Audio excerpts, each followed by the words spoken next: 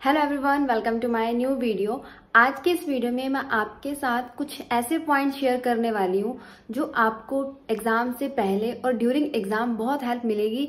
Even exam के बाद भी उन पॉइंट से आपको हेल्प मिलेगी।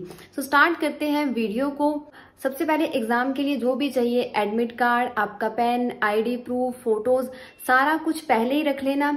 ऐसा मत करना कि जिस दिन आप एग्जाम देने जा रहे हो उसी दिन सोचो कि हम पासपोर्ट साइज फोटो बनवा लेंगे या फिर आईडी प्रूफ की फोटोकॉपी करवा लेंगे या फिर एडमिट कार्ड उस दिन निकलवा लेंगे।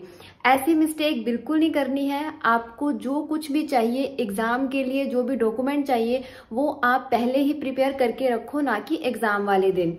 सेकेंडली, आपको ऑन टाइम पहुंचना है। आप मिनिमम 15 मिनट पहले एग्जाम सेंटर पहुंच जाओ।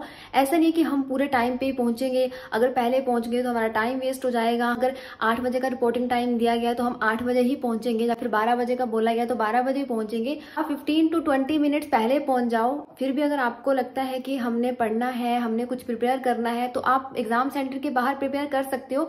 बट मैं यही बोलूंगी कि आप जितना भी पढ़ के जाओ, घर से पढ़ के जाओ, उसके बाद कुछ भी मत पढ़ो, ना ही एग्जाम सेंटर जाते टाइम, ना ही एग्जाम सेंटर में। माइंड को रिलैक्स होने दो, ताकि जिस टाइम आप एग्जाम दो बिल्कुल माइंड फ्री होकर दो। और जब आप लास्ट मोमेंट पे पढ़ते हो ना, तो जो आज तक आपने जितना पढ़ा है वो सारा होच पोच होने लगता है।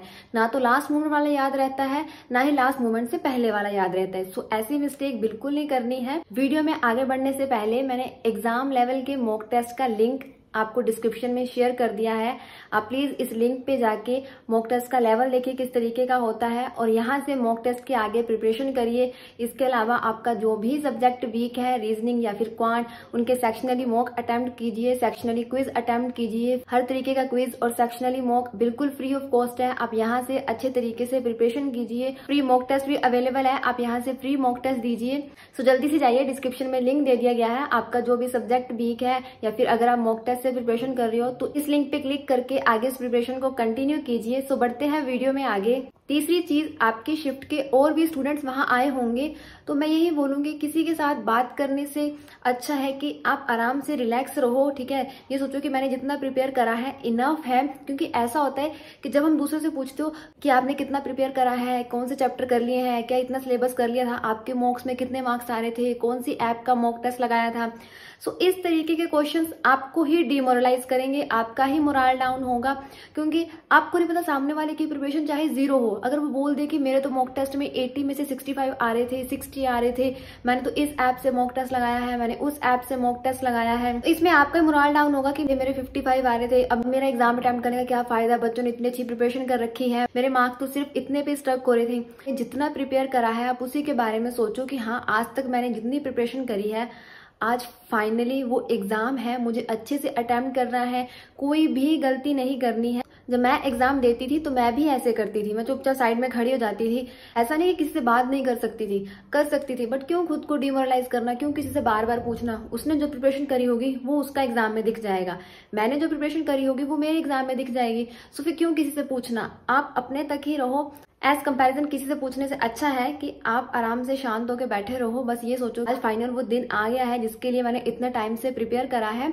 सो उसके बाद आपकी एंट्री होगी, आपके डॉक्यूमेंट वगैरह चेक किए जाते हैं, एंड आफ्टर दैट आपको सीट नंबर अलॉट किया जाता है जिस टाइम आप अपनी सीट पे बैठ जाओगे। और इसके साथ ही पेन वगैरह आप अपने अच्छे से चेक करके लेके जाना। आपका जब तक एग्जाम स्टार्ट होना होता है, आप उतने टाइम में यही सोचो कि मैंने जो प्रिपेयर करा है बहुत अच्छे से प्रिपरेशन करी हुई है। अब मुझे जो एग्जाम देना है, मुझे कोई भी मिस्टेक नहीं करनी है, मुझे एक एक लाइन ध्यान से पढ़नी है। क्योंकि अगर एक भी लाइन गलत हो गई तो स्पेशली आपका पजल में बहुत ज्यादा टाइम जाएगा, तो वो आपको बार बार सोल्व करनी पड़ जाएगी। जब मेरा एग्जाम होता था मैं यही सोचती थी मुझे बहुत अच्छे से एग्जाम देना है, मैं ये कर सकती हूँ, मेरा एग्जाम अच्छा होगा। और जो भी लाइंस मैं पढ़ूंगी, स्पेशली पजल्स की, एक एक लाइन ध्यान से पढ़ूंगी। मैंने बिल्कुल भी कंफ्यूज नहीं होना है, एक एक लाइन मुझे ध्यान से पढ़नी है, बिल्कुल रिलैक्स होके, हड़बड़ी नहीं करनी है। 10 सेकंड 20 सेकंड एक्स्ट्रा लग जाए, आधा मिनट एक्स्ट्रा लग जाए किसी क्वेश्चन पे, बट मुझे उस क्वेश्चन पे वापस नहीं आना है, सोच के मैं अपने माइंड को बिल्कुल शांत रखती थी। और ये चीज मेरे लिए हेल्प भी करती थी। आपने बिल्कुल आराम से एग्जाम अटेम्प्ट करना है, हड़बड़ाहट नहीं करनी है, एग्जाम में जाके किसी भी तरीके की नई स्ट्रेटेजी बिल्कुल नहीं अपनानी है। जो आपने शुरू से करा है, जैसे मॉक टेस्ट अटेम्प्ट करते आए हो, पहले हमें ये पोर्शन करना है, इस तरीके से ये क्वेश्चंस करने हैं, मिसलिनियस करने हैं, या फिर पजल्स करनी है, या फिर पहले क्वांट करना है, या फिर रीजनिंग करनी है। जिस तरीके से आप आज तक मॉक टेस्ट अटेम्प्ट करते आए हो, जिस स्ट्रेटेजी से अटेम्प्ट करते आए हो, सेम एज इट उसी स्ट्रेटेजी से आप अपना एग्जाम अटेम्प्ट करोगे। ना कि आपने कुछ चेंजेस करने हैं, कुछ नई स्ट्रेटेजी वहां स्टार्ट करनी है। इससे आपका ही एग्जाम खराब होगा, आपका ही टाइम वेस्ट होगा। एक और चीज, टाइम को डिवाइड कर लेना कि पहले 20 to 25 मिनट आपको रीजनिंग को देने हैं और उसके बाद का जो टाइम बच जाएगा वो आपको क्वांट को देना है। सो इस तरीके से आपका एक माइंड सेट रहेगा, टाइम को डिवाइड करके चलना। ऐसा ना हो कि 30 मिनट बीत जाए और तब तक आपकी रीजनिंग ही सोल्व ना हो। सो टाइम को भी मैनेज करना सीखना कि कितने टाइम में आपको कौन कौन सा सब्जेक्ट सोल्व करना है। एक और चीज, मैंने वीडियो शेयर करी हुई कि आपको किस तरीके से पजल सोल्व करनी है। उस वीडियो का आई बटन में आपको लिंक मिल जाएगा, सो आप यहां से उस वीडियो को देख सकते हो। इसके साथ ही मॉक टेस्ट को कैसे अटेम्प्ट करना है, सेम एज इट आपको एग्जाम को अटेम्प्ट करना है, उसकी वीडियो भी मैंने शेयर कर दी है, आपको आई बटन में शो हो रही होगी। सो आप एक बार देख लेना। सो इस तरीके से मैं बिल्कुल भी एग्जाम में कंफ्यूज नहीं होती थी। एक और चीज, कुछ स्टूडेंट ऐसा सोचते हैं कि हम एग्जाम में बिल्कुल लेट एंट्री करेंगे, हम इससे पहले बाहर बैठ के पढ़ लेंगे, पढ़ते रहेंगे, बिल्कुल एग्जैक्ट टाइम पे ही एंट्री लेंगे। तो ऐसी मिस्टेक नहीं करनी है। आप टाइमली अंदर जाओ, पूरी अपनी चेकिंग वगैरह डॉक्यूमेंट्स की करवाओ एंड सीट पे बैठो, अपने माइंड को रिलैक्स दो। जितना पढ़ना था आज तक आप पढ़ते ही आ रहे हो, आपने दिन रात बहुत अच्छे से प्रिपरेशन करी है। 15 to 20 मिनट्स में आप कितना पढ़ लोगे? अगर इन केस आगे कोई दिक्कत आ गई, आपके कोई डॉक्यूमेंट्स में प्रॉब्लम हुई, या फिर आपको जिस टाइम सीट नंबर अलॉट करेंगे आपके पीसी में कोई इश्यू हो या फिर वो चल ना रहा हो, तो ये है कि आप उन चीजों को पहले ही देख लोगे। सो वो चीजें आपकी पहले ही क्लियर हो जाएंगी। एक दो बार मेरे साथ भी ऐसा हुआ है कि पीसी में कोई ना कोई दिक्कत आई है तो फिर मैं अपना पीसी चेंज करवा लेती थी, मीन्स मेरी सीट को शिफ्ट कर दिया जाता था।